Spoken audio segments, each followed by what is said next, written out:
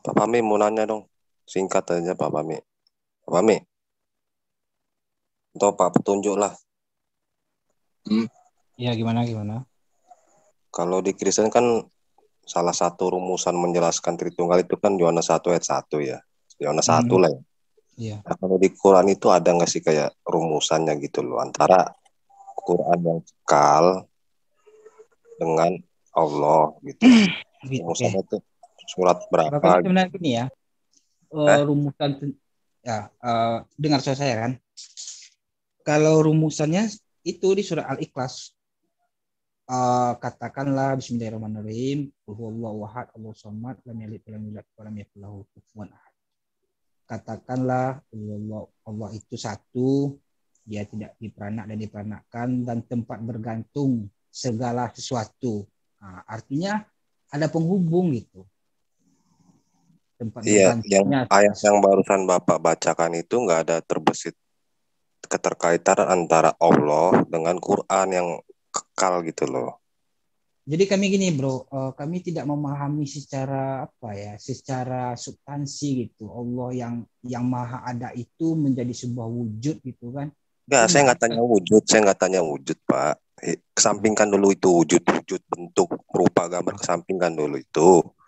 Saya Ya. tanya rumusan tentang keterkaitan atau hubungan atau sebab akibat atau kronologis waktu antara Allah dengan Quran yang kekal itu, yang abadi itu ada nggak Pak? Maksudnya apa ini ya? Kurang paham saya pertanyaannya. Hubungan. Ini kayaknya nggak nyimak dari tadi ya, yang saya bilang tadi itu ya. Yang surat Ini berapa ya Pak ya? coba pertanyaannya begini. Kalau Allah itu kekal kan? Ya. Ya kan, pasti kan? Iya. Oke, firman-Nya kekal enggak? Firmannya kekal enggak? Apa sih yang susah dipahami gitu? Jadi kalau seperti itu melekat. Jadi adanya itu mengikuti yang apa yang dari yang si objeknya itu. Apa sih yang Makanya susah dipahami dari situ?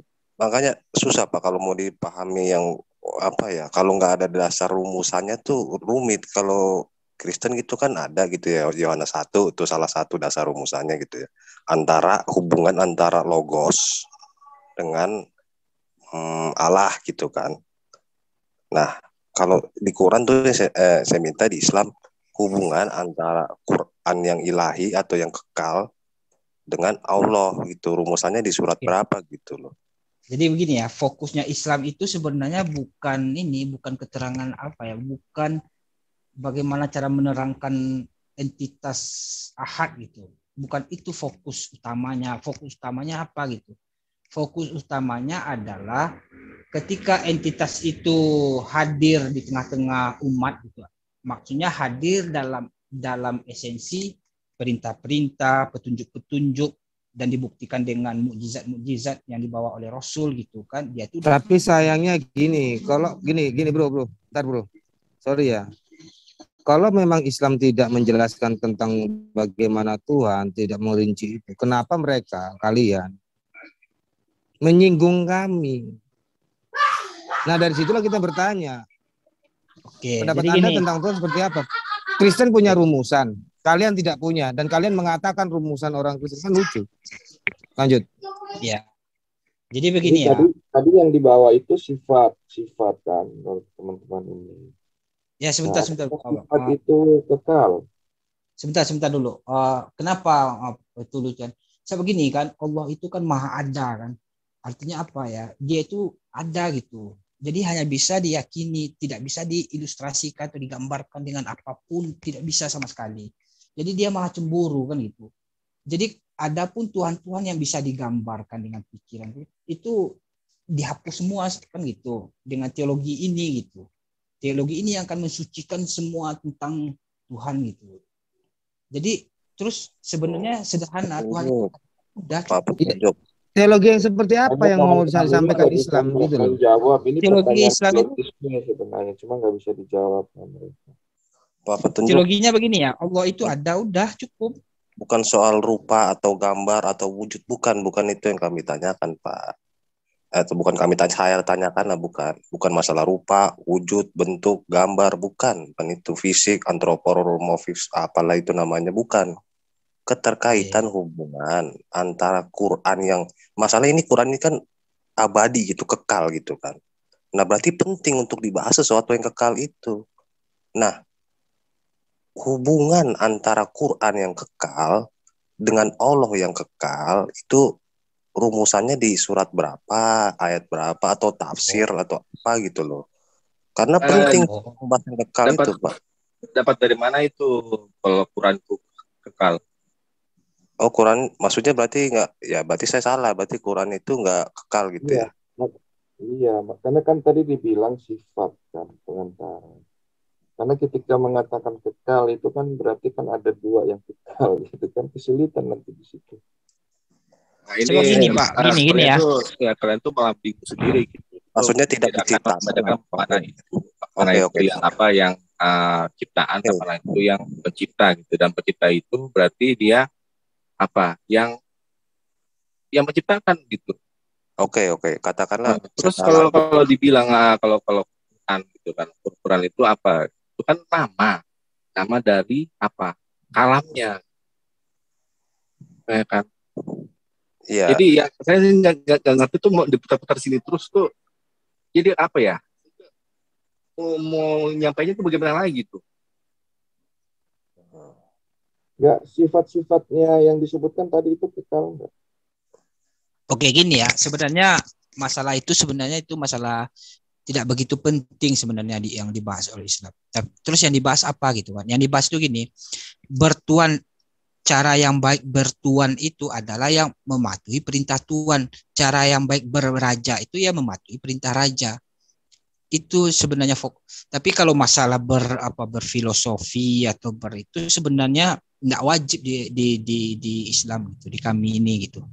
Mau apa silakan, mau enggak, tapi yang poin utamanya adalah kalau ingin kalian bertuan, sebab gini kan, sebab manusia ini, ruh dan akal ini memang gravitasinya Tuhan gitu, gravitasinya ruh dan akal kita ini Tuhan semesta alam, Ya, gravitasinya jadi aja binatang naluri kan gitu. sederhananya kan kita kan bertanya kan suaranya alam mendem. itu kekal. Itu ditanya apakah Al-Quran itu juga kekal? Kan tadi dibilang Pak Johannes lepas dulu maskernya itu soalnya yang mantep. lepas masker. Konten Al-Quran ini konten Al-Qurannya kan, atau apa ini bahas kontennya atau Quran yang tulisan-tulisannya. Quran Quran yang itu firman bukan? diucapkan sebelum penciptaan segala sesuatu. Ada nggak? Kan pasti ada lah. Allah kan pasti kan saat menciptakan sesuatu awal itu, entah apalah, entah langit atau bumi, entah apa, kan pasti kan dengan perkataan kan, atau dengan Quran gitu ya. Nah, Ya, Gini pertanyaannya gini aja. Kan teman-teman kan bukan Mu'tazilah kan? ya saya nggak ngerti masalah itu Yang Pak. yang dianut yang Ini mana? lagi ngomong mutazila gitu. Pak Johannes paham nggak itu mutazila itu apa? Kalau menurut Mu'tazilah Al-Quran itu kan makhluk. Coba tampilkan data itu nggak mau ditampilkan itu mutazila itu Ini Quran itu adalah makhluk gitu. kita bicara ini Dari tadi loh. saya minta gitu. Kita bicara tentang posisi Al-Quran ini. Makanya ditampilkan saja dari tadi. Nah, tadi kan saya minta itu mana bilang tuh kalau Mu'tazilah itu Quran itu adalah makhluk gitu. ya udah, nanti saya beli bukunya, ntar saya tampilkan deh Pak Pami. Tapi maksudnya begini Pak Pami, Kamu percaya nggak itu apa Mu'tazilah itu bilang seperti itu? saya nggak tahu, saya nggak Ditulis, tahu. ditulis. Apa enggak belum baca atau gimana? Makanya saya nanya, menurut Pak Fahmi, Al-Quran itu kekal nggak? Ini mungkin Pak Jonas Nggak, baru masuk gini ya. aja, Tadi kan Pak sudah Fahmi jelaskan aja. dibahas gitu ya. Jadi gini Gini, ya, Sederhana yang Jadi, yang Pak Fahmi, namanya itu sifat itu Kan kekal atau ada tidak? gitu kan, Kalau ada sifat itu kekal karena enggak? objeknya gitu ya. Enggak, gini aja, Jadi gini aja. bagaimana nih Ini kan nggak nyambung Mu'tazilah kan nyambung. Johannes, Percuma kalau ngomong gini lah. Saya juga ya, malas tau Kalau mau Kristen kan udah kalau jelas. nggak kena gitu. Jadi Di sini gini, jelas firman itu kekal. Nah, Elohim juga kekal. jadi gini Tantar ya. Kan Pak Johannes tadi tanyain Mutazila nggak tahu. Nah, sekarang Bapak Pami jelaskan aja Mutazila itu seperti apa. Supaya Gini, teman-teman coba saya Kristen nggak tanyakan. salah. Tadi Tunggu dulu kan Pak Pami aja. ini kan yang klaim begitu kan Pak Johannes. Makanya saya Iya. mau tanya betul Nah, nggak Pak, itu Pak Yohanes Mutazili nggak bilang tahu. seperti itu. Bukan Oke. saya bilang Mutazili adalah kelompok Iya, orang yang oke lah, nggak usah dikit. merasionalisasi Oke lah, Pak apa Yohanes sudah gitu loh. gini, Pak Cuma Yohanes kan saya nggak coba tampilkan. Nah ini kan Pak Johannes yang bilang. iya, Pak Yohanes kan Nah, nggak tahu nih Pak Mutazila itu Mutazila. kan dianggap sesat Aduh. kan sebenarnya oleh Jangan kawan-kawan. gitu. Kalau Pak Yohanes nggak tahu Yang Mutazila, nganggap satu siapa Pak? tanya aja ke Pak Pami, Mutazila itu Nah, gimana? udah coba Karena Pak jelasin. Yohanes Kalau ditanya Pak nggak tahu, Eko, lempar pertanyaannya biar kami tahu Mutazila seperti apa pandangan Pak silakan. pemahaman Pak Pami gitu loh. Biar Saya, nyambung. Tadi saya nggak Pak Johannes bilang Mutazila itu kan sesat kan Pak. Jadi soal itu sudah ada ini ya Pak. Sudah ada pendirian gitu. Nah saya mau tanya tuh yang bilang Mutazila itu sesat itu siapa? Kalau dari teman kawan-kawan sendiri kan itu saya baca itu. Cuma nantilah Kalau saya cari. baca di mana Pak? saya nggak tahu Mutazila, tapi saya Apa Pak Johannes baca di mana? kalau makanya Ibnu siapa itu Ibnu Rus itu ya Ibnu Rus saya nanya nih ya saya bukan klaim ya Kita kasih Ibnu Rus dulu sama Pak Johannes lah gitu kan. Pak Johannes kan bisa bicara sendiri kan. Gitu. ya makanya saya ini siapa tuh yang sering berdebat dengan Ibnu Rus siapa namanya itu Ibnu Rus itu anak buahnya juga ya itu saya mau tanya itu termasuk golongan Mutazila atau bukan Pak siapa sih anak muridnya Ibnu Rus siapa itu Ibnu Rus yang berdebat dengan Imam siapa Asy'ari ya kalau nggak salah. Iya itu. Share screen percuma kalau nggak dibaca, ditarik-tarik, dibaca. Jadi Ya, gini kan loh. tunjukkan Nah, gitu itu. kan. Ini Kan loh ada ini. teman Nanti di di sini. blog gitu. Ini loh. Lah yang ngomong. Tadi yang bilang gitu kan. Itu Ibnu Taimiyah itu termasuk Mutazila atau tidak Pak? Itu pohon klarifikasinya Pak. Di Mutazila itu yang saya tahu kan firman itu ciptaan, kan dibilang makhluk kan. Yang ini siapa ya? Coba ya.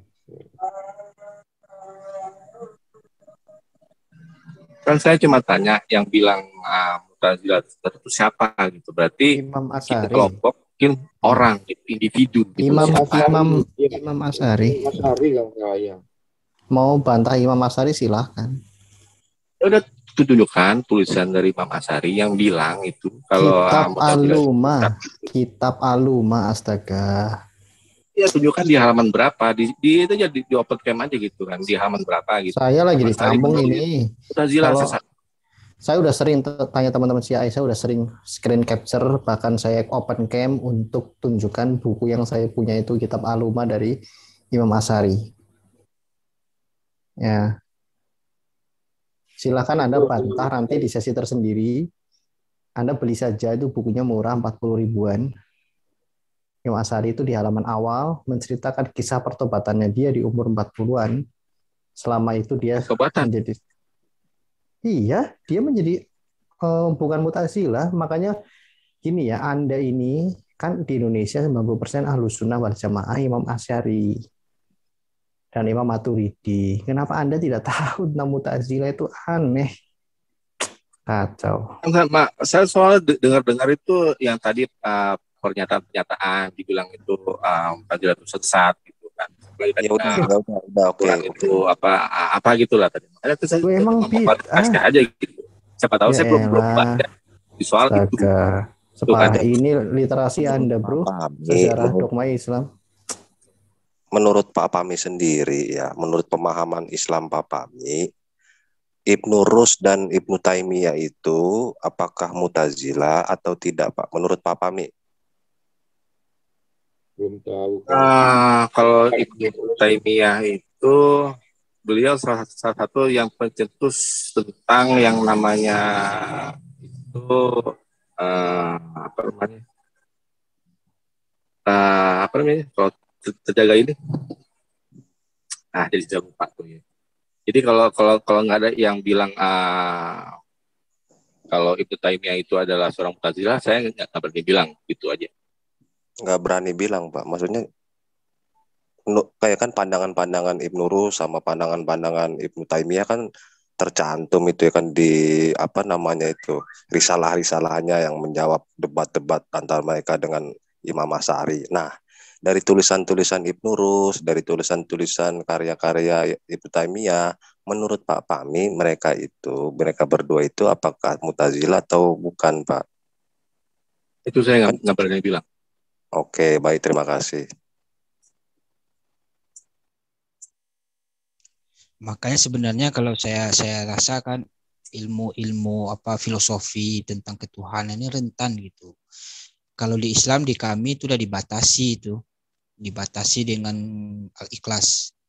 Boleh saja memang itu gravitasinya akal memang itu ruh dan akal memang maha tinggi gitu. Gravitasinya itu hal-hal yang goib, hal-hal yang tinggi. Tapi ada dibatasi gitu sebab akal ini bukan benar juga kan gitu. Jadi ya kalau mau secara apa nggak masalah gitu. Tapi dibatasi yang sesat itu jelas dia nggak ngaku.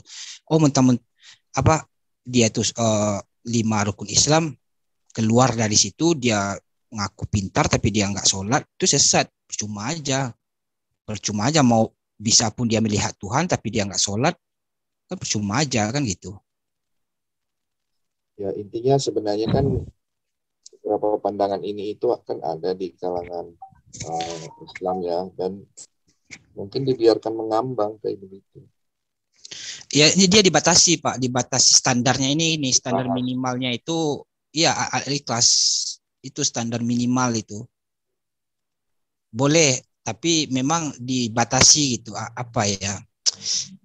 Itu parameternya gitu lebih nggak apa-apa lebih sedikit kan gitu jangan terlalu lalu banget tinggi ke atas itu nanti iblis yang kelihatan bagi kita kan gitu takutnya gitu kan.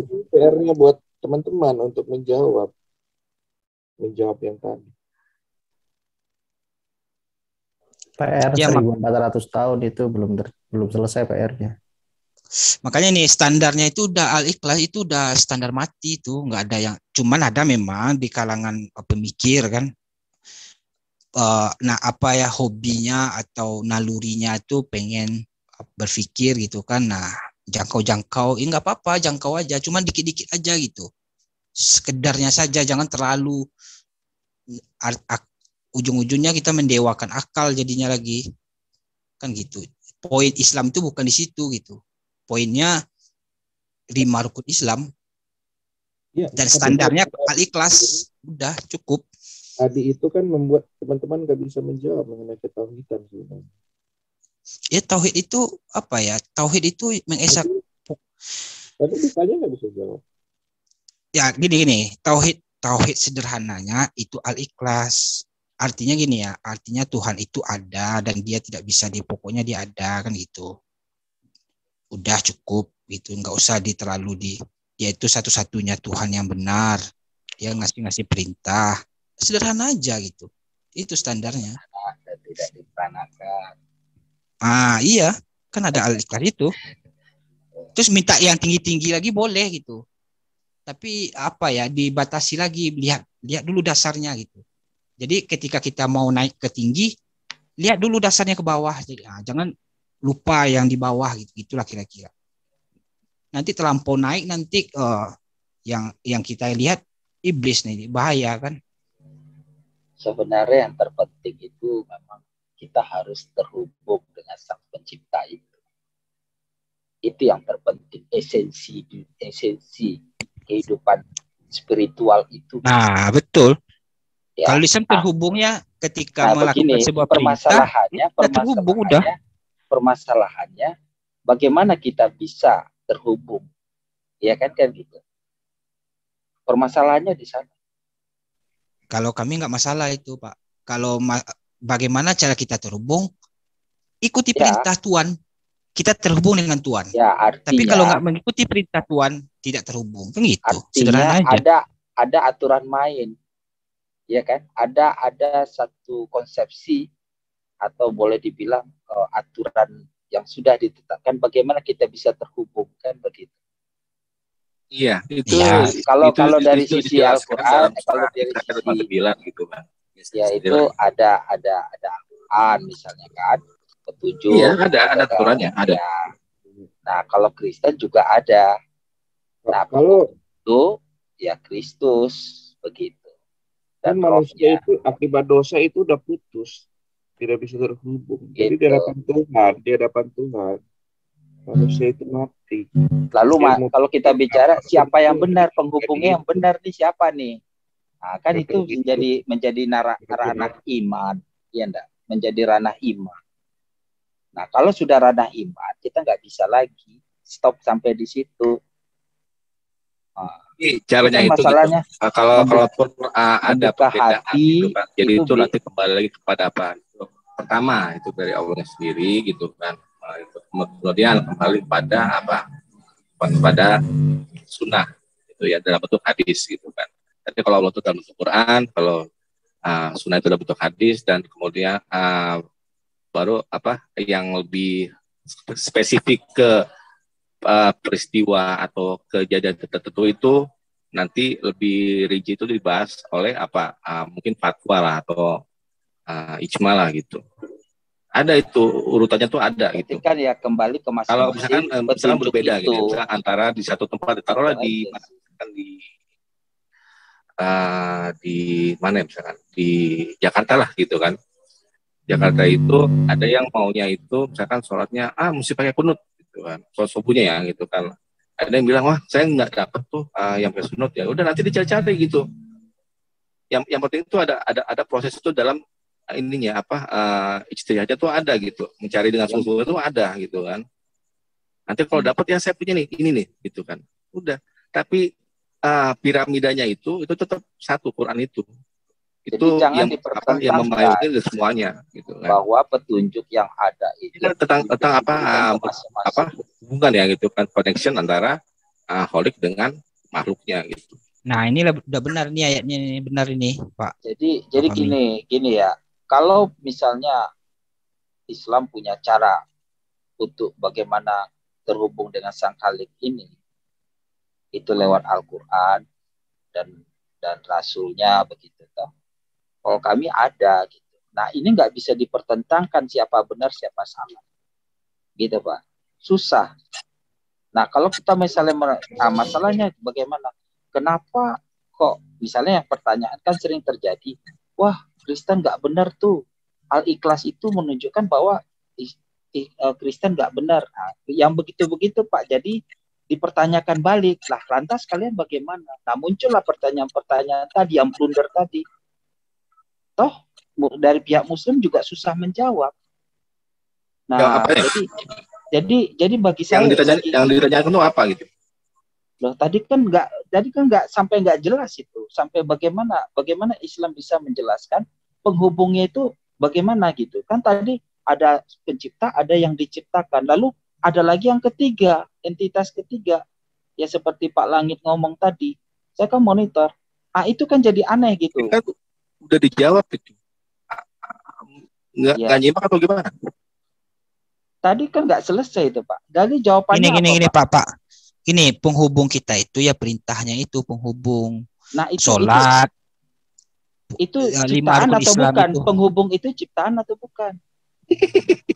Kan gitu lagi tuh bolak-balik kan. Terserah Bapak lah mau bilang ciptaan terserah aja lah. Makanya kan susah. Jadi kita nggak bisa gitu. Itu kan ranah iman jadinya. Jadi kalau misalnya kita menyalahkan yang lain, agama yang lain, penghubungnya ini salah, itu nggak boleh. Makanya agak apa namanya susah. Tadi kan dibilang untuk menjumpai Allah yang Maha Kuasa yang tak terhampiri itu dari sisi siapa? Kalau dari sisi Allah menghampiri kita nggak ada masalah. Tapi kalau dari sisi kita menghampiri Allah yang tak terhampiri, ya nggak bisa, susah. Nah, konsep kekristenan itu memberikan gambaran kita begitu. Allah yang transenden itu bisa menjadi imanen karena ada penghubung itu gitu. Jadi bagi kami nggak ada sulit mengerti itu.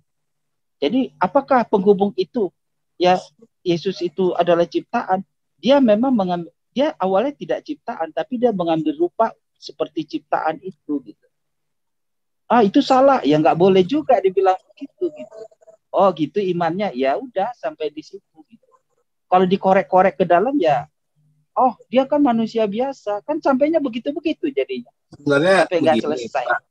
Sebenarnya begini ya, itu kan cuma kritik dari teksnya saja gitu. Jadi yang mau digali bersama-sama itu dari sisi linguistiknya gitu kan. Kalaupun nanti dipahami berbeda, itu kan kembali ke masing-masing. Seperti contoh ya, itu dibilang kalau apa tadi itu. Tapi gini lah Pak Fahmi, sebenarnya saya nggak nyalain umat Kristen, Pak. Buka ayatnya, umat kita Islam, sama-sama baca.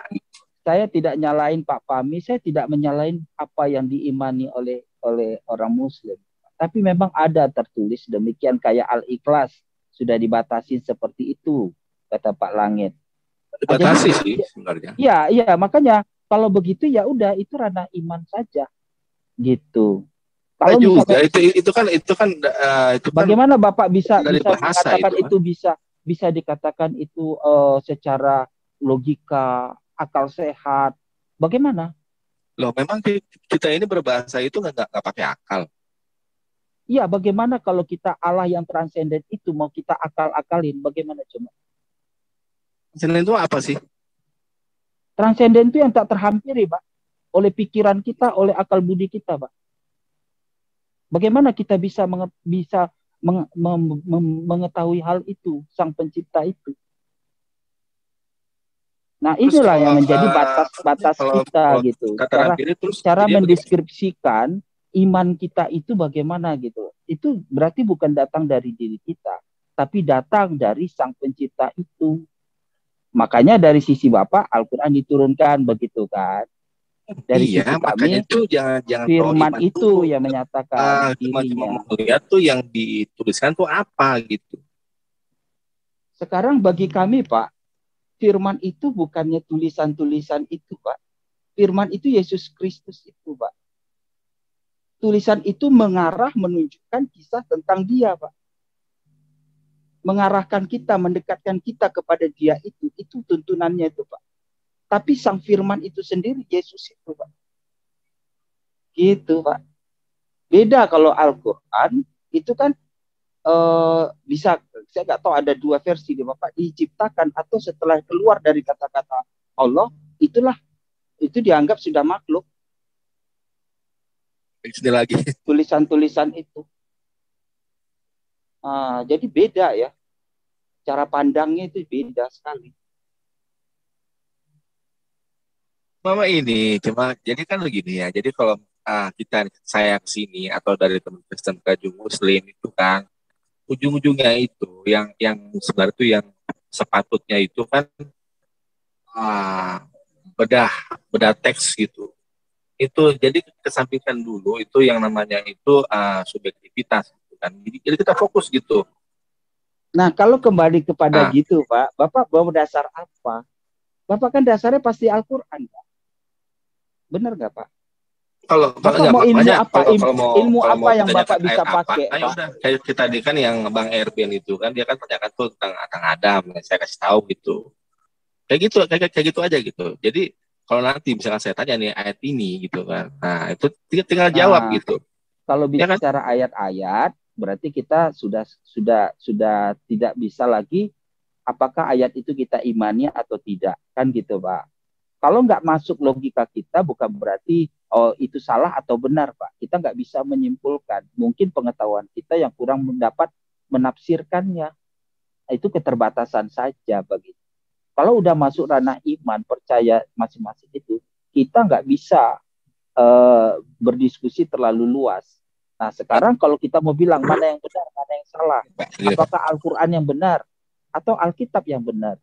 Di kita aku sebentar aja biar gak ribut gini loh Mbak ya. Batik Batak sama batik Madura. Batik Batak ini punya filosofi. Bukan hanya sekedar batik. Setiap apa goresan dalam batik itu yang dipakai jadi baju itu bukan hanya sekedar baju, bukan sekedar hanya penutup. Ada filosofi di situ. Tetapi batik Madura ini hanya sekedar batik, hanya untuk baju. Lalu orang Madura ini bertanya, tuh batikmu kok unik, kok aneh? Dijelaskanlah orang-orang Batak. Oh, batikku seperti ini. Filosofinya seperti ini. Oh, enggak bisa. Loh, orang Madura mengatakan, oh, enggak ada itu filosofi seperti gini gitu. Yang pakai baju siapa, yang punya baju siapa, yang menciptakan baju siapa, kami terangkan tentang batik ini orang Madura kok ngetek. Akhirnya kami bertanya, terus batikmu bagaimana? Oh, enggak bisa, batik kami seperti ini. Tidak ada filosofi, hanya dipakai baju. Ya sudah, ngapain kamu kritisi saya? Walaupun nanti saya terangkan bagaimana kalau kalian tidak punya filosofi, ya sudah diem. Apapun yang diterangkan sama orang Batak, orang Madura diterima, bukan dibantah. Kalau mereka membantah, dibalikkan batikmu ada filosofinya nggak ada. Ya sudah. Terus apa mau dia? Kenapa lu bantah ada yang pakai baju batik, lu bantah yang mempunyai filosofi? Kan gitu. Nah, Paham supaya ya? diskusi kita ini berkembang, bisa Ya, didiskusikan. makanya saya kan tadi Misalkan bilang gini, kan Pak. sampaikan Sebentar, dulu Pak. tuh Sebentar, Pak. subjektivitas gitu. Jadi nggak Diskusi rasa, ini begini, yang bisa terjadi adalah kalau misalnya kita nih bicara tentang Al-Quran saja gitu. Kami mempertanyakan ayat-ayat yang di Al-Quran ini karena Bapak yang ahlinya gitu. Bapak terangkan saja. Kalau ada dalam pikiran kami, kok ayat ini pengertian itu kan bahasa. Masalah bahasa. Bahasa bisa dijelaskan. Oh, ini pengertiannya. Kami nggak boleh juga membandingkan dengan Alkitab kami. Nggak bisa. Nah, tapi kami boleh mengkritisi sesuai dengan bahasa, logika yang ada di dalam ayat-ayat itu. Kami nggak boleh lagi mencenderungkan mengambil logika dari Alkitab. Itu salah, perbandingan itu salah. Nah, ini yang bisa kita diskusi. Sama juga, Bapak bertanya tentang Alkitab. Bapak nggak boleh ambil pikiran Al-Quran untuk membahas Alkitab. Akan sangat berbeda dan tidak mungkin ketemu. Nah, bagaimana Bapak bisa mengerti tentang pikiran-pikiran yang ada dalam Alkitab? Nah, bisa ditanyakan ke kami yang memang ranahnya di situ gitu. Nah, itu yang bisa dikembangkan, Pak. Sejauh mana Bapak bisa mengerti, ya kan, tentang Alkitab. Oh, kalau Bapak punya pemikiran sendiri, oke, tapi koridornya tetap di Alkitab. Jangan lagi ambil pengertian-pengertian yang ada di Al-Quran. Oh, manusia nggak bisa, Tuhan Allah nggak mau jadi manusia. Nggak bisa begitu, Pak. Itu dari pengertian Alkitab. Dan kita tunjukkan dalil-dalilnya di dalam Alkitab. Alkitab menerangkan Alkitab. Begitu, Pak. Bukan Al-Quran menerangkan Alkitab. Nggak bisa seperti itu. Nah, ini yang harus kita pahami nih, supaya jangan ada salah ini. Kalau ada klaim-klaim misalnya, katakanlah klaim-klaim dari pihak Kristen gitu. Oh, kitab Kristen ini sempurna begini-begini. Nah, Bapak selidiki, masuk ke dalam ranah pemikiran Alkitab. Loh, sempurna katanya, kok di sini ada kata-kata ini, tolong jelaskan begitu. Nah, hal-hal begitu yang bisa kita diskusikan supaya kita saling memahami, oh begini pemikirannya, supaya tidak salah, nggak misunderstanding. Yang sekarang terjadi adalah misunderstanding semua gitu. Dulu dibilang ini sempurna, taunya nggak sempurna, kok ada cacatnya ini. Nah, itu tolong dijelaskan juga begitu, supaya kita juga sama-sama mengerti, baru kita berkembang terus gitu. Jangan ini putar nggak jelas, padahal yang ada cuma membanding-bandingkan, ya nggak bisa, nggak akan bakal ketemu, nggak akan bakal berkembang. Jadi pengetahuan saya nambah tentang Islam itu dari bapak-bapak semua, bukan dari saya banding-bandingkan dari Alkitab. Nggak mungkin. Alkitab tidak akan pernah menerangkan tentang Al-Quran kecuali masa-masa yang akan datang, nubuat-nubuatan tentang ajaran-ajaran apa di depan kami ada. Nah, itu. Begitu ini saya. Iya, Pak. Saya. Makanya kan nggak bicara tentang rasa kan. Ini kan bicara tentang itu, tentang pemahaman bahasa kan gitu. Ya, tadi Pak Erben tadi kan nanya ya, apakah ada kata Kristen di Al-Quran? Itu boleh dijawab tuh, Pak. Oh, nggak ada, ya kan? Kenapa? Lalu Kristen ini apakah disebut kafir atau tidak menurut Al-Quran, gitu kan? Hal-hal begitu masih boleh, Pak. Itu masih ranahnya. Karena apa? Di Departemen Agama kita kan hanya mengenal, tidak ada mengenal dalam kurung anak. Saya nggak tahu apakah di Departemen Agama Indonesia dikenal dengan nama Nasrani atau Kristen, atau di dalam kurung Kristen gitu. Saya nggak tahu tuh. Setahu saya Kristen atau Kristen Protestan, Katolik gitu kan. Tapi apakah ada dalam kurung Nasrani? Saya juga nggak tahu gitu. Ya, Soalnya Nasrani kan kadang-kadang udah jadi bahasa Indonesia kan. ya itu dia. Saya pikir kalau memang dikutip Kristen itu Nasrani, sementara memang tidak ada kata Kristen di Al-Quran. Yang ada cuma Nasrani. Apakah Nasrani itu Kristen? Saya jawab tidak gitu, Pak. Nah, itu masalahnya kan di situ kan. Nah, itu boleh dielaborasi lagi. Kenapa begitu gitu? Itu menarik tuh bagi saya. Oke. Menurut Pak itu berarti Nasrani itu harusnya tuh apa? Kristen, Pak. Harusnya lebih baik Kristen bagi saya sih ditulis Kristen. Tapi kalau di situ memang kalimatnya kata-katanya Nasrani, ya udah itu untuk Al-Qur'an saja gitu. Kalau misalnya Bapak, oh ini untuk orang Nasrani, untuk orang Kristen yang di sini disebut Nasrani, kita ini yang perlu kita diskusikan. Kenapa sampai begitu gitu? Oke, Mormon gatel, angkat tangan terus, kasihan tuh pegel ya. Ayo lanjut ngomong. Ini mumpung ada sumbernya kita tanya langsung supaya. Jadi menurut tunggu Pak Mormon dulu. Kasihan Mormon gatelnya. Coba belum tadi nggak apa-apa. Coba Pak Pami coba. Apa tuh? Jadi menurut Pak Mormon itu harus itu disebut Kristen, dan kalau sebutan Nasrani itu nggak tepat gitu untuk mengidentifikasikan umat Kristiani gitu. Menurut Bapak gimana? Menurut Islam, Islam gimana? Tunggu dulu. Menurut pandangan Islam, Nasrani itu seperti apa?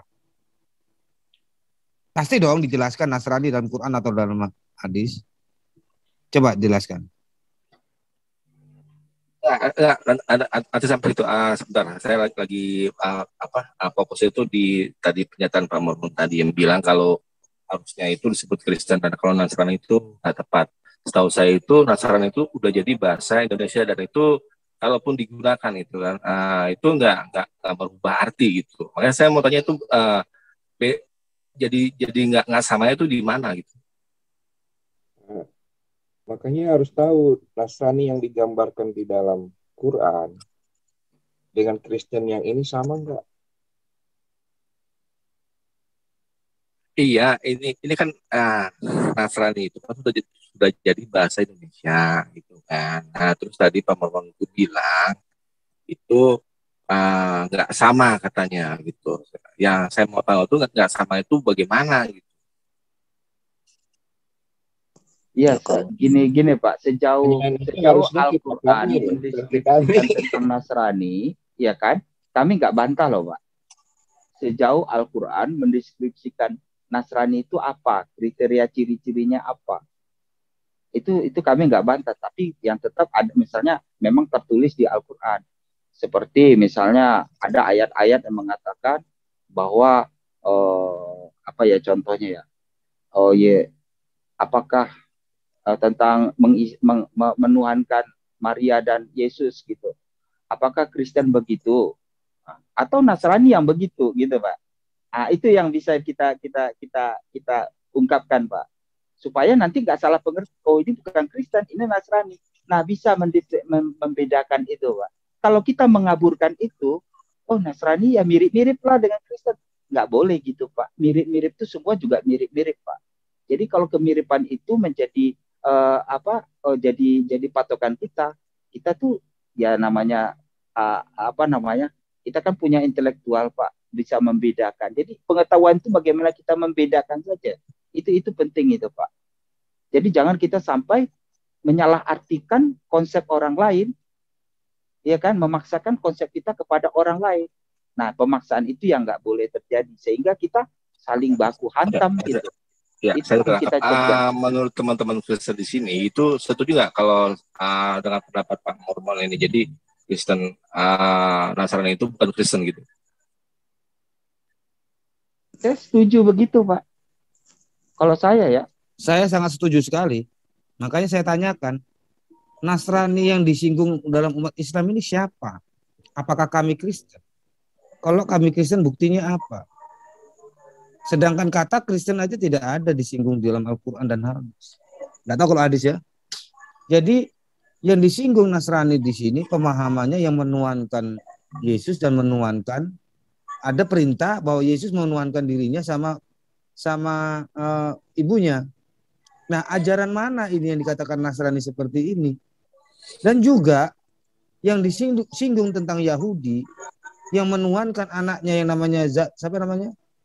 Uzair. Ini Yahudi mana? Itu sebenarnya umat Islam menjelaskan kepada kami orang Yahudi. Adakah orang Yahudi menuhankan Uzair sebagai anak Allah? Kan itu. Ya. Iya, jadi dijelaskan. Pertama ya gitu ya. Jadi di Quran sendiri itu tidak ada kata Nasrani. Tidak ada. Yang ada tuh Nasoro. Itu bisa di surah Al-Baqarah 62 gitu. Iya, Terus apakah ini mengidentifikasikan suatu golongan tertentu? Ya, gitu kan. Jadi menurut Mufassir itu, jadi Nasoro itu berarti apa? Sebenarnya itu umatnya Nabi Isa alaihissalam.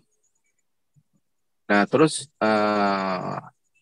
apa tadi bilang yang soal Uzair itu ya, itu dituhankan. Oke, sekarang begini. Itu dari Quran sendiri bilang seperti itu. Kalau mau dicari itu fakta sejarahnya gitu kan, setahu saya memang tidak ada. Gitu kan. Tapi dalam prinsip ini ya, prinsip arkeologi, apalagi paleontologi dan ilmu-ilmu yang terkait itu kan, kalau ada satu sumber yang bilang seperti itu, ya kan, terus apakah itu betul atau tidak gitu? Prinsipnya gini, kalau ada satu sumber gitu kan yang bilang itu begitu, berarti itu yang diakui dulu gitu. Kecuali ada nanti sumber lain, ya maksud itu dokumen sejarah ya yang bilang tuh sebaliknya. Misalnya kan gini, misalkan kalau yang setahu saya juga itu dalam literasi Yahudi itu nggak ada tuh singgung kalau mereka itu pernah menuhankan mungkin padanan dari Uzair itu Ezra ya gitu. Cuma saya nggak yakin juga gitu kan, bagaimana gitu. Nah, tapi kalau kita mau ini apa sih itu mau bedah itu dari pernyataan ayat itu maksudnya itu seperti apa gitu kan. Jadi nanti masuk ke ranah dari apa, dari tafsir artinya gitu kan. Mau diteliti bagaimana. Tapi saya kasih tahu juga gitu kan. Kalau mau kecuali ada perbandingan saya gini. Kemudian ada yang di sini yang menemukan nih. Wah, di sini misalkan dari Misnah atau apa gitu kan. Kami tidak pernah menuhankan Ezra gitu kan. Nah, itu boleh. Jadi nanti itu masuknya itu ranah ini komparatif filologi gitu kan. Itu dulu. Tapi saya sendiri itu belum yakin itu kalau Uzair itu adalah Ezra. Jadi kalau mau ditabrakan itu bukan sama saya, mesti cari orang yang berpendirian kalau Uzair adalah Ezra. Itu.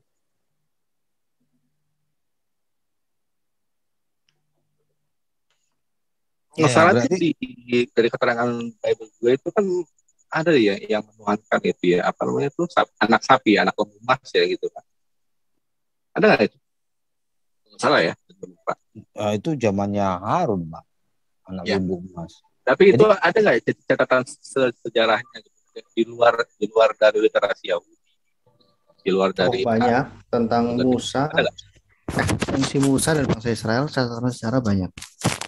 Maksudnya tuh yang di luar dari jalur tiga agama ini. Iya, bukti-bukti pendukung Alkitab di luar Alkitab itu banyak. Tentang ini ya, tentang anak sapi itu ya. Oh ya, nggak sampai sedetail itulah, gimana sih? Jangan tentang anak sapi. Jadi saya gini gitu kan. Kalau ada pernyataan dalam kitab suci gitu kan. Hubungannya anak sapi apa sih? Nah itu berarti itu dianggap itulah yang ada gitu, yang berlaku gitu, kecuali ada nanti yang menyatakan sebaliknya gitu, sumber lain gitu kan. Berarti yang diluar dari orang Kristen gitu. Orang Kristen gini ya. Ini udah dibahas berkali-kali dan nggak ada jawaban dari Muslim sebenarnya. Data-data pendukung atau gini, bagaimana merekonstruksi pertama sejarah Islam maupun merekonstruksi apa yang tertulis di dalam Quran. Itu dunia Islam sekarang masih minim sekali literasi. Makanya buku dari Mun'im Siri itu jelas sulit sekali merekonstruksi sejarah Islam menggunakan sirah nabawiyah karena Ibnu Hisham tidak bertemu langsung dengan Ibnu Ishaq dan sebagainya. Oke, sekarang kalau tidak menggunakan bukti internal Quran, hadis, dan sirah, bisa nggak data-data sejarah di luar Islam itu merekonstruksi sejarah Islam dan merekonstruksi apa yang tertulis di dalam Quran? Kalau kekristenan sudah memulai itu sudah sejak lama. Banyak sekali buku-buku datanya menceritakan tentang data-data arkeologi, bukti-bukti sejarah oleh para ilmuwan di luar Kristen yang menceritakan bahwa yang ada di Alkitab itu sejalan dengan fakta sejarah. Pak Maileh pada noise. Nah, Ya. jadi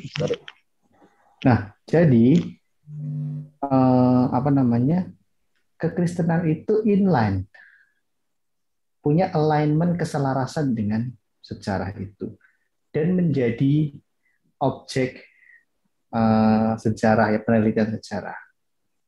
Jadi ketika para ilmuwan itu mencoba merekonstruksi suatu sejarah, misalnya tentang perang Gallia dari Julius Caesar gitu ya, yang ditulis oleh Tacitus, itu justru para ilmuwan modern mencoba menjadikan Alkitab sebagai data pembanding. Tetapi sebaliknya, kita paralelkan dengan Islam. Bisakah Quran itu dijadikan rujukan untuk merekonstruksi sejarah Arab pra-Islam atau pasca Islam atau pada saat Islam? Saya ingin sekali membaca buku itu. Iya. Kalau bukti Gini, jadi di seluruh Quran itu tuh ada tuh kisah tentang Fir'aun. Nah, Fir'aun ini kan kita tahu itu kan dari zaman dari Mesir kuno ya. Istilah Fir'aun itu ya, ternyata setelah ditemukannya batu Rosetta, prasasti Rosetta itu, ya, nanti baru ketahuan sebenarnya tuh hieroglif itu seperti apa. Jadi saya tuh di decipher gitu kan. Di Perjanjian Lama juga sudah dituliskan itu. Mencari tuh bunyi itu seperti apa gitu kan. Dan ternyata gitu kan, dari seluruh Quran itu disebutkan tokoh-tokoh yang sebenarnya tuh yang berhubungan dengan Mesir. Contohnya apa? Nabi Yusuf alaihissalam gitu kan. Tapi di dalam Quran itu Nabi Yusuf itu nggak pernah disebutkan tuh ada tuh kata Fir'aun di situ. Nanti Yusuf baru di zaman Musa baru ada kata Fir'aun. Tidak ada dan literatur sejarah mengatakan Yusuf itu nabi. Sekarang itu jadi istilah Fir'aun itu kan memang baru ada di zaman Musa. Kalau pendapat yang ada sekarang itu, kalau Musa itu hidup di antara 1300 sampai 1500 sebelum Masehi gitu. Itu masuk di zamannya New Kingdom.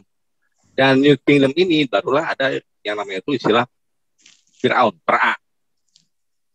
Itu udah lama ya itu. Nah, itu kalau mau dibilang kan itu akurat nggak kalau soal sejarah gitu.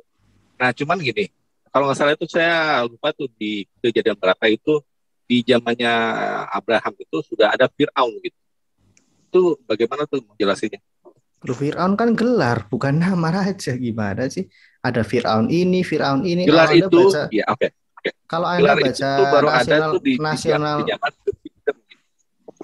lo kata siapa? Itu kan kalau Anda lihat ya National Geographic itu ya, jelas kan ini, ini Fir'aun ini. Sejak Mesir ada itu sudah ada Fir'aun gitu loh. Cocok itu penemuan Fir'aun yang dia angkut. Jadi dinasti pertama itu sudah panggil Fir'aun gitu ya? Lo memangnya belum? Ntar cocok. Cari dulu sebentar ya, saya tunjukkan itu. Jadi istilah Fir'aun itu kapan pertama kali dibuat? Enggak, maksudnya begini loh ya. Ketika Quran menceritakan Fir'aun, lo banyak kok data-data sejarah yang menceritakan Fir'aun juga. Saat itu beredar, lah apa istimewanya apa? Ya Qurannya sendiri mencatat Fir'aun, Pak. Itu evidennya masih ada sana di Mesir tuh. Tadi ditanya ya, ada nggak Kalau bukti? Quran hanya ada di zaman Musa, Fir'aun. Kalau di kita dari sejak Abraham. Abraham datang ke Mesir dan ketemu Fir'aun, itu. Yang ada kan kisahnya itu menceritakan Saranya itu saudaranya. Tadi ditanya sama Pak Pami, ada nggak bukti-bukti di luar Kristen ya, di luar Alkitab? Nih ya, nanti silakan itu. Jadi bukan saya yang Klik aja Firaun, Pak. Jadi ini istilah Pharaoh itu comes from the Bible. It was first used by Joseph and Moses in the second book of Kings. Di Raja-Raja ya, pasal 17 gitu kan. Although we use this word without distinction, it is an anachronism when used to refer to the Egyptian kings prior to the 18th dynasty. 18th dynasty itu kamu cari ya, 18th dynasty. 18th dynasty. Tapi kalau ada sumber lain di luar Alkitab mengatakan bahwa Firaun itu sudah ada sebelum 18 dynasty itu gimana, Pak? Ami.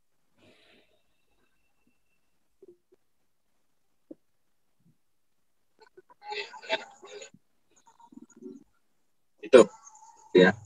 Jadi nama dinasti ke-18 itu nama itu New Kingdom gitu. Nah, itu ditempatkan antara itu 1000 berapa ini? 1500 sampai 1075 sebelum Masehi. Firaun siapa namanya? Isti ya, itu before Taman Ira ya itu ya. Gitu tuh. Jadi sebelum dinasti ke-18 ini New Kingdom itu belum ada tuh istilah Firaun gitu. Iya, berarti itu yang di 18 Kingdom dinasti ke-18 itu Firaun siapa namanya? Ya, intinya gini. Jadi kalau dibilang itu Firaun itu adanya tuh kapan gitu kan? Itu nanti baru muncul tuh di dinasti ke-18. Maksudnya kalau cuma begini, Pak. Kalau cuma satu sumber yaitu subjektif ya. Maksudnya ketik aja Firaun di Wikipedia lah, nggak usah yang jauh-jauh dulu. Di Wikipedia aja dulu. Kan kelihatan tuh. Kalau cuma satu sumber misalnya dari mana Britannica ya susah. Kita kan harus semua sumber kita kumpulkan baru kita timbang gitu, Pak. Nah, tadi kan Pak Pami tanya, ada nggak bukti di luar Alkitab, bukti eksternal gitu berarti ya, tentang anak lembu emas gitu, anak sapi gitu. Nah, jawabannya bukti di luar Alkitab. Jadi itu yang menurut teman-teman di sini itu istilah Firaun itu sudah ada sejak zaman pertama kali, dinasti pertama gitu. Zaman Abraham kalau di Alkitab, Pak. Tapi coba aja buka di Wikipedia dulu supaya gambaran gitu loh, Iya, oke. Abraham itu dia ada bersamaan dengan dinasti berapa? Nggak tahu saya dinasti berapa. Abraham itu menyebutkan ada Firaun gitu ya. Ini jelas nih ya di Wikipedia nih ya. Nih, Anem Paraos tuh. Jadi Firaun itu gelar, tapi belum ditemukan siapa nama dari Firaun zaman Abraham di Kejadian 12 tuh ya. Tuh. Jelas. Artinya Firaun itu sudah ada, cuma namanya tidak tahu siapa yang di zaman Abraham. Makanya tadi saya bilang ya, ini kita lihat literaturnya saja nih ya. Ini misalnya nih, ya. Nih, ya ini dituliskan di sini nih dari Wikipedia ya. Nah, Truth Scholars ya dari yang dipilihkan oleh para sarjana generalis secara umum do not recognize the biblical portrayal ya. Ini saya nggak tahu, tidak mengenali apa ini biblical as an actual historical event. Various historical Pharaoh has been proposed as corresponding ruler. Nih ya. PP1 24 sebelum 2300 tahun sebelum Masehi. Berarti melebihi dari yang Nah, kita lihat literaturnya ini banyak. Jadi kan ini ya. Jadi sebelum adanya itu deciphering dari batu Rosetta itu kan. Semua orang itu menganggap itu. Jadi penguasa Mesir kuno tertinggi itu adalah gelarnya Firaun, Pharaoh, Ra gitu. Ya kalau menurut itu sebelum ditemukannya gitu. Makanya mendingan nanti konsultasi aja itu sama yang inilah, sama yang apa yang ngerti gitu. Berarti Egyptologis gitu kan. Siapa gitu di Indonesia gitu. Siapa yang ngerti siapa Pak kalau di pihak Muslim Pak? Saya kan udah sampaikan. Jadi istilah Firaun itu, Ra itu baru ada di zaman New Kingdom. Paham Pak Pasti kalau itu belum ada. Paham Pak Pami. Jadi nggak usah ngotot sama saya gitu istilahnya gitu. Jadi silakan aja cari konsultasi sama orang yang lebih punya kredensial lah gitu. Bukan ngotot Pak Pami. Tadi kan Pak Pami bilang argumen pertama gitu, terus dibantah oleh Pak Domba siapa Pak tadi tuh yang dari Wikipedia, dibantah lagi. Oh, tahun 2300 sebelum Masehi ada. Berarti argumen melawan argumen gitu loh. Nggak ada yang ngotot di sini Pak. Cuma tadi kan Pak Pami tanya tuh, ada nggak sumber di luar Alkitab yang membahas bukti arkeolog atau apalah tentang anak lembu emas, anak sapi Pak ya. Nah, Pak Mormon. Sebentar. Tanya dikit. Kalau menurut Alkitab itu piramida sekarang ini kapan dibangun? Nggak tahu Pak. Aduh, menurut saya bukan arkeolog Pak. Saya cuma tahu Wikipedia. Cari aja di Wikipedia Pak. Enggak, maksudnya di Bible ada apa enggak ada atau enggak tahu. Tahun berapa? Enggak, maksudnya di zaman apa? Daud apa zaman Abraham langsung? Ya, begini aja Pak. Untuk membuktikan ada atau tidak sumber lain di luar kitab suci, ya tinggal dibahas dengan kitab suci lain gitu loh. Contoh nih ya, anak lembu emas, anak sapi. Sumber lain di luar Kristen, di luar Alkitab ya Quran sendiri. Kalau Quran mencantumkan itu, berarti Quran setuju bahwa itu adalah fakta gitu loh. Nah, contoh kayak Kristen mencantumkan seluruh kitab perjanjian lamanya Yahudi. Berarti segala sesuatu yang tercantum di kitab perjanjian lama Yahudi disetujui, diamini, diyakini oleh Kristen sebagai fakta. Begitupun dengan Quran Pak. Saat Quran mencantumkan anak lembu emas, anak sapi, berarti Quran setuju ini adalah fakta gitu loh. Kecuali ada argumen atau tafsir atau apa ayat lain mengatakan di dalam Quran itu adalah fiksi, mitos. Kecuali begitu. Kok susah sekali ya ngerunut suatu peristiwa itu, kenapa susah sekali ya? Jadi karena ingin mempertahankan ego, keberdirian. Jadi gini, makanya bukan ego, saya jangan itu gini. Itu sebentar. Inilah itu saya bilang sendiri. Itu tadi berbanding terbalik ya dengan masalah Uzair itu. Nggak ada suatu sumber apapun ya, baik di perjanjian lama maupun perjanjian baru yang memverifikasi itu. Berbanding terbalik kasusnya dengan anak lembu emas gitu. Jadi ya tadi kan udah bilang ya, jadi kalau tadi itu tangkap yang saya bilang gitu kan, kalau dibilang itu ada di Quran gitu kan, mereka tuh menuangkan itu Uzair gitu kan. Pertama itu mesti ditentukan dulu Uzair itu apakah sama dengan Ezra gitu kan. Nah saya itu nggak mau ada di Quran, kalau Uzair itu sama dengan Ezra gitu. Ya itu beban pembuktian ada di Pak Pami, bukan di kami. Burden of proof itu ada di Pak Pami Pak. Iya.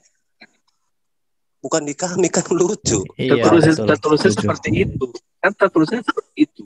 Ya kan? Iya, tapi nggak ada kitab suci. Contohnya ini kan dibilang apa misalnya yang ada ya. Tentang inilah, tentang kaumnya umatnya Nabi Hud. Itu dibilang tuh ada bangunan-bangunan megah gitu dan gunung gitu kan. Sekarang masih ada nggak? Ya nggak tahu lah, udah belum ada ke arah ke sana gitu.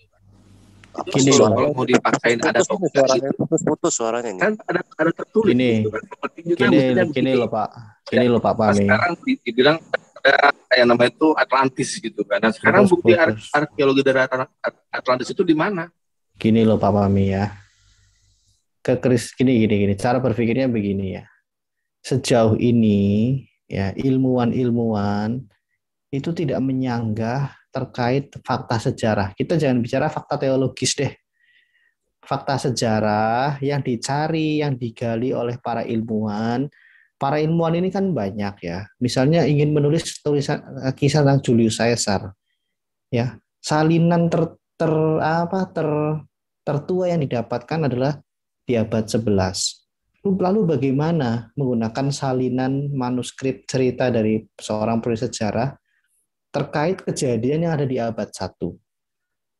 Makanya perlu ada rekonstruksi. Justru para ilmuwan seringkali menggunakan data dari Alkitab menjadi data sejarah. Jadi Alkitab ini sudah dijadikan literatur sejarah untuk meningkatkan literasi sejarah terkait yang terjadi di abad 1, Petunjuk. terutama di zaman Kekaisaran Roma yang ada di Asia Kecil. Jadi inilah keindahannya Alkitab itu. Gimana ya? Alkitab juga sedang tidak merevisi Perjanjian Lama, tidak menerima sepenuhnya. Pak Maelef ada noise, sorry. Nah, jadi itu loh yang kami inginkan. Kalau Quran tadi nggak usahlah ke zaman Firaun gitu, itu aja narasinya. Nggak usah zaman Firaun deh. Apakah eksistensi Nabi Muhammad itu bisa dibuktikan oleh data sejarah di luar Islam? Ini terkait merekonstruksi tentang Islam, sejarah Islam. Tapi merekonstruksi yang ada tertulis di Al-Quran, itu misalnya kisah tentang Yesus Kristus gitu ya. Ini kan bertentangan. Tidak ada data sejarah yang netral yang mendukung tulisan dari Quran. Yesus Kristus tidak disalibkan. Malah lebih banyak data sejarah yang menyatakan Yesus Kristus betul-betul mati. Itu penulis-penulis sejarah di luar Kristen loh. Contohnya? Waduh, ini saya perlu buka sebentar ya. Saya nyalain lampu dulu. Josephus itu Kristen apa bukan? Bukan itu. Nah, itu satu Nah. contoh.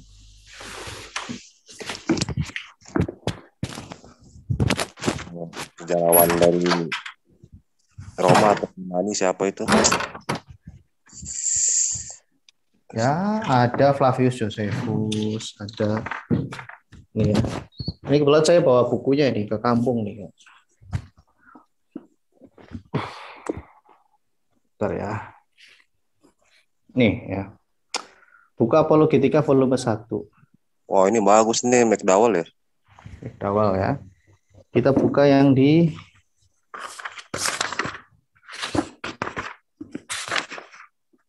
Yesus Kristus adalah fakta sejarah. Ya, kita belum Perjanjian Lama. Nah, nih. Di halaman 137. Yesus Kristus itu tokoh sejarah. Tutup Alkitabnya, kita bisa merekonstruksi Yesus Kristus dari sumber-sumber sejarah di luar Kristen. Nah, ini jelas, ini karya akademis kan. Tuh. Yesus Kristus adalah tokoh saya sejarah. juga tuh nggak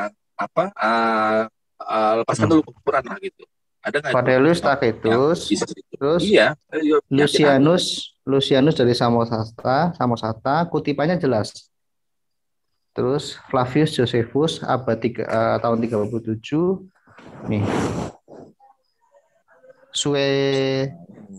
Suetonius, Tertullianus dari kekristenan, ini dari luar kekristenan, Plinius Muda. Nih, Talus sejarawan keturunan Samaria. Nih. Iya, itu saya nggak nolak itu, yang sebetulnya saya nggak nolak. Loh ya, antara itu saya hanya menunjukkan dari Yahudi pun ada tuh Talmud. Jelas.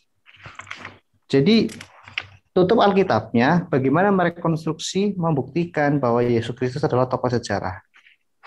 Tidak perlu Alkitab untuk menuliskan, membuktikan itu. Itu loh maksud saya, Pak. Bahkan pihak saya nggak nolak itu. di Quran juga dibilang kan itu kan Isa Al-Masih gitu. Masih itu berarti Christ Nah, gitu kan. nah Kristus. saat narasi Quran bertabrakan dengan narasi Kristen tentang penyaliban, maka dibutuhkan wasit, Pak, pihak ketiga yang netral. Setuju. Nah, terus menurut Berarti yang Bapak, kita bicara tentang penyaliban nih gitu kan. Nah, sebutkan kalau kamu tahu gitu kan, sebutkan itu yang di luar dari Bible. Nah, ya itu tadi yang dibuka sama Pak siapa ini, Pak host. Kalau bagi saya pihak ketiganya sains. Kalau Ya, ini sejarah sains. Loh, sejarah bukan sains bagaimana sih? Sains itu ilmu Itu pengetahuan, Pak. pakai sejarah ya? menyimpang Sejarah itu. nggak apa-apa. Sejarah Itu itu social menyimpang science. itu kalau saya. Sejarah itu social science, Pak, termasuk ya science. diuji secara sains sejarah. Loh, ini Sejarah sains. itu Loh, sejarah itu bagaimana social sih? science. Iya, ada Sejarah metodologinya. bisa sains sama Ya, apa? tanya dulu sen itu apa, Dok? Sejarah itu kan masa lalu, artinya kita melihat Loh, masa lalu. Oh, bukan Kalau sains kan masa ngawur. sekarang. Sains itu ilmu loh, gimana sih? Anda Udah, ingin udah, mengatakan coba Bapak- Anda ingin Bapak mengatakan bentar. Anda ingin Makanya ditanya mengatakan dulu sains Anda itu apa. sebentar. Anda ingin mengatakan yang Anda pelajari di sekolah matematika itu sejarah masa lalu bukan sekarang. Gimana sih? Sejarah itu bicara fakta. Lalu bagaimana untuk merekonstruksi fakta itu? Ini yang disebut dengan ilmu pengetahuan sains untuk sejarah. Apa itulah ada apalah namanya yang untuk penggalian itu. Belum nanti menggunakan alat-alat untuk membaca manuskrip, carbon date, segala macam. Kok bukan sains? Bagaimana sih? Ya, oke lanjut. Mungkin maksudnya itu natural Arkeolog science. tuh kan? sains Itu juga loh. natural science maksudnya. Ya, yang namanya sejarawan itu menggunakan metodologi ilmiah. Makanya mereka disebut akademisi, Itu scientific ilmuwan. Kalau methodology. Pak Pami bahas natural science, yaitu ntar sabar untuk pihak ketiga lain, tapi pihak ketiga dalam rumah sejarah ya itu adalah tokoh-tokoh sejarah lain. Nangkep nggak Pak? Jadi kita jadi bahas wasit sejarah kok di wasitnya sains itu bisa kita berdiskusikan bisa. Oke, gini. Mas Edo itu tampilkan itu yang dari tulisan Tacitus. Tacitus. Oke, saya foto aja ya. Tacitus. Saya pengen dengar suaranya si Alberto diam-diam aja. Monitor. Nah, dulu lah dia mengacau dia posisi dia di sejarah terorisnya itu. nggak jelas. Nih ya, nih. Bagus nih. Tacitus nih ya. Tuh. Foto aja, Dok. Foto ya, ini kutipan. Oh ya, saya foto dulu sebentar ya. Nggak dapat CD-nya ya waktu beli buku itu ya? Ada dapat CD-nya? Enggak lah. Ini ada kok, ada sampai volume 5 buku apologetika dari McDowell ini. Dengan bangga dan percaya dirinya, Alberto mengklaim dirinya Triteos. Besok dia ganti jadi Buddhis, tenang aja, atau ajaran Tinggai. Tenang, sabar aja. Ya, tahu. Nih, tunggu waktu ya, aja. nih. Seorang sejarawan Roma dan seterusnya ketika menulis tentang pemerintahan Nero, itu karya tulisannya namanya Histories gitu ya. Bukan. Ya tulisannya Histories. Nah, itu dia menulis tentang pemerintahan Nero. Tacitus menyinggung tentang kematian Kristus dan keberadaan orang-orang Kristen. Kutipannya begini terjemahnya. Tetapi tidak ada pertolongan yang datang dari seorang manusia, tidak pula anugerah yang dikaruniakan putra mahkota dan seterusnya, yang dapat menyelamatkan dan seterusnya. Jadi untuk menghentikan desas-desus itu, dia mengalihkan tuduhan dan menghukum dengan siksaan paling kecil terhadap orang-orang yang disebut Kristen, yang dibenci oleh karena kejahatannya. Kristus yang menjadi pendiri kepercayaan itu telah dihukum mati oleh Pontius Pilatus, wali negeri Yudea. Oke, sudah. Oke, itu ada ya dari Tacitus itu ada. Oke, sekarang begini. Nama dari tulisan itu apa? Annals. Historias. Annals itu ada di sini nih. Annals 15 halaman 44 atau apa nih, poin 44 mungkin. Terus ada sudah. Terus itu ada nggak itu manuskrip yang ditulis langsung oleh Tacitus itu? Kalau gitu bahasnya ke ini berarti Pak. Ada Pak, ada. Salinan sebentar ada. Ini kan Anas, nanti Anda cari saja bagaimana Di syarat dokumen sejarah. historis. Ini Ya. Anas ini salah satu sejarawan terbesar ini loh Pak, si Tacitus Pak. Bapak kalau misalnya meragukan Tacitus sama aja kayak Saya Bapak tidak bilang meragukan. Ada patungnya kok. sama aja kayak Bapak meragukan siapa ya tokoh sejarah misalnya siapa itu yang sering nongol di ini tokoh sejarah. Enggak, saya sih fair ya gitu kan. Kalau dibilang itu apa namanya yang si Tacitus gitu, ya udah berarti selama tidak ada yang bilang bukan Tacitus yang menulisnya, nah itu nggak apa-apa gitu kan. Ya udah Berarti kayak gitu saja. saya Jangan anggap, jangan terima itu Tacitus makanya menulis gini. seperti itu. Makanya Yang saya jangan tanya itu jangan narik dulu ke masalah manuskrip yang tulis. ditulis Tacitus itu dia sintas nggak? Maksudnya itu selamat nggak gitu? Ya beginilah, sudahlah. Kalau kayak gini nggak ada henti-hentinya. Nanti setelah kita tunjukkan manuskrip Tacitus, oh itu siapa yang menulis manuskripnya gini. Kalaupun Anda meragukan tentang siapa ini Cornelius Tacitus dan karya tulisnya itu yang Annals 15, ya nggak masalah. Nanti dibuktikan di luar sesi ini.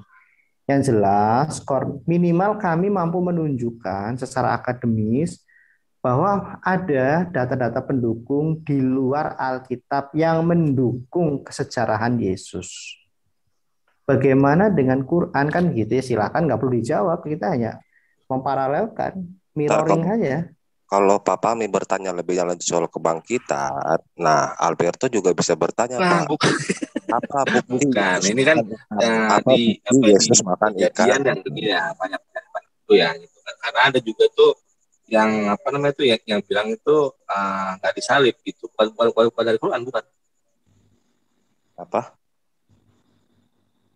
Nggak kedengeran. Ada dokumen sejarah juga yang bilang kalau itu kalau Yesus itu nggak disalib gitu. Betul, ada banyak nama Yesus, tapi yang di konteks di Annals ini Yesus Kristus ya. Hah? Jadi Al-Quran itu bertentangan dengan fakta sejarah. Siapa yang membacakan nih? Lucianus dari Samosata. Ya. Itu bukti-bukti dokumen historis itu kan yang nulis ini bukan orang Kristen loh, sejarahnya. Iya, ini kan data ilmiah bisa diakses publik ya, bukan data internal. Sejarah udah selesai kayaknya nih, udah selesai. Sekarang masalah sains tadi itu katanya. Ini intinya kan kita tutup Bible, tutup Al-Quran, lihat dokumen sejarah. Coba apa? Jadi catatan sejarah dari abad saya bisa tunjukkan gitu. Ada dokumen sejarah juga gitu kan yang bilang kalau itu nggak disalib. Betul, ada banyak nama Yesus Pak. Cuma yang dimaksud dengan Yesus Kristus.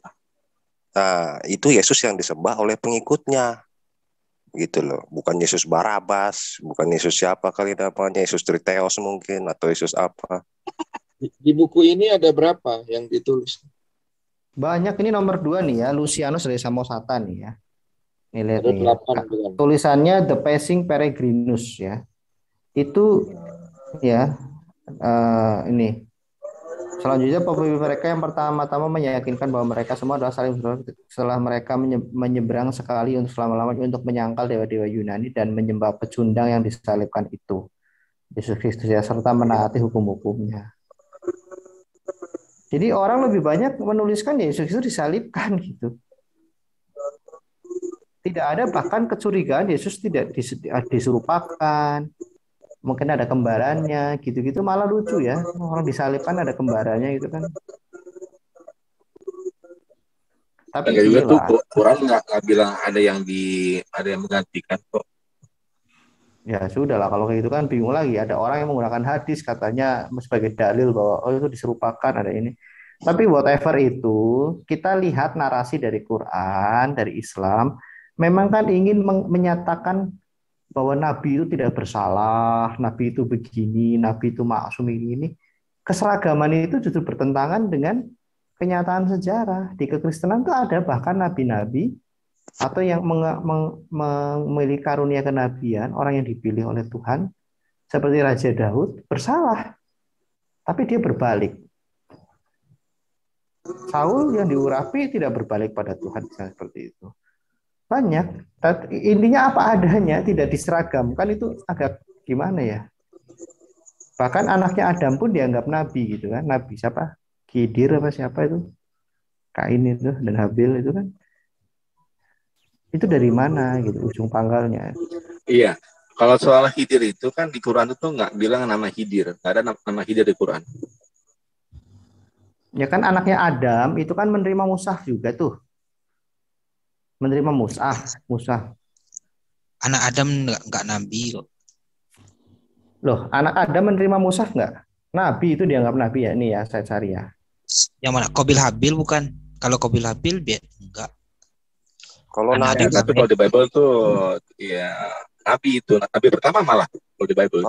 kalau di Quran nabi perempuan ada nggak sih Pak? Pak Pami? Nggak ada. Kenapa ya?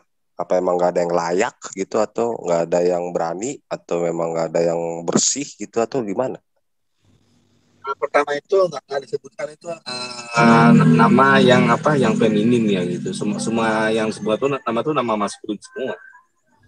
Iya, saya tahu. Maksudnya alasannya kenapa? Apa nggak ada yang layak, atau nggak ada yang berani, atau nggak ada yang bersih, suci, atau memang udah ditakdirkan gitu loh. Kalau saya sih nggak berani ya, nggak berani bilang itu kenapa itu yang dipilih itu malah laki-laki gitu kan ya. Tapi ada tafsir yang bilang gini gitu.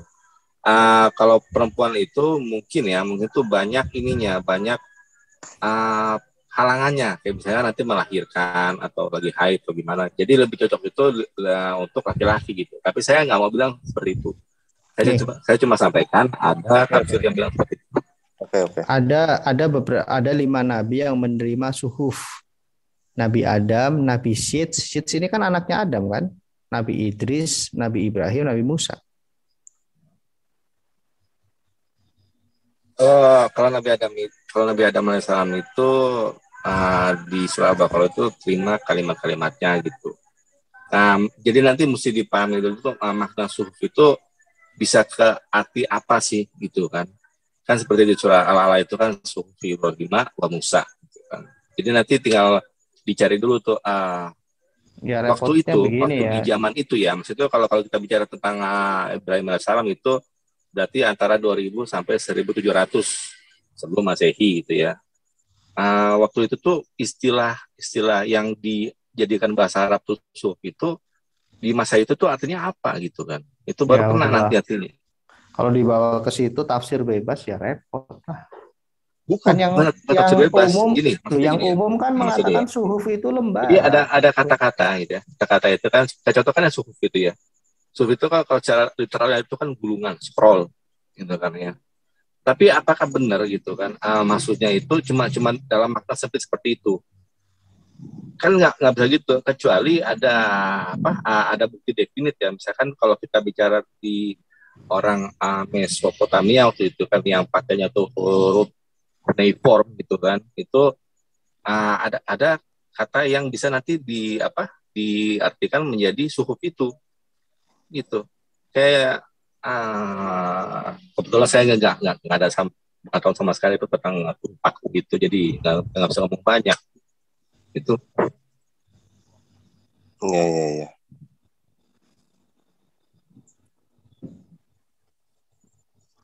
Kalau sains gimana Pak? Sains Pak, coba mungkin Pak Pami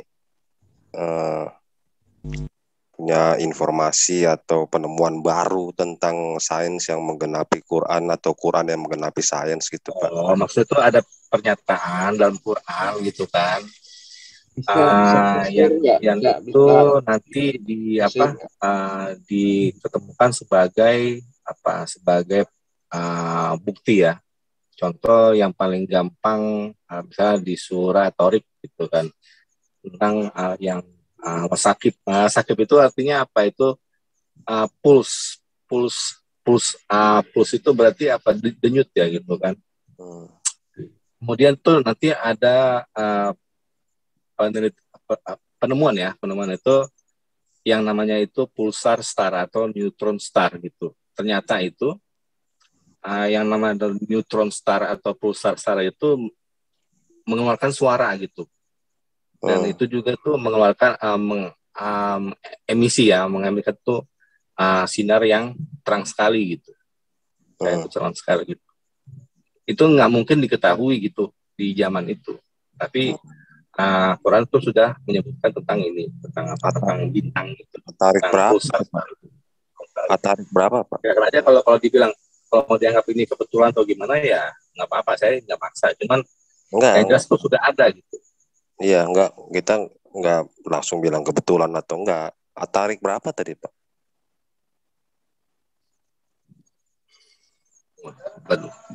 Jadi bukan aja sejarawan masa lalu, sejarawan masa kini pun mengatakan bahwa penyalipan itu adalah benar-benar terjadi. Itu adalah fakta yang nggak bisa dibantah. Pak Pami, surat At-Tarik berapa tadi, Pak? 86 di ayat ketiga itu ada kata sakit situ. Oh, itu yang masuk ke itu ya, yang dari tulang punggung itu kalau nggak salah ya, bukan? Di atas. Ayat 3. Ayat 3. 86 ayat 3 ya.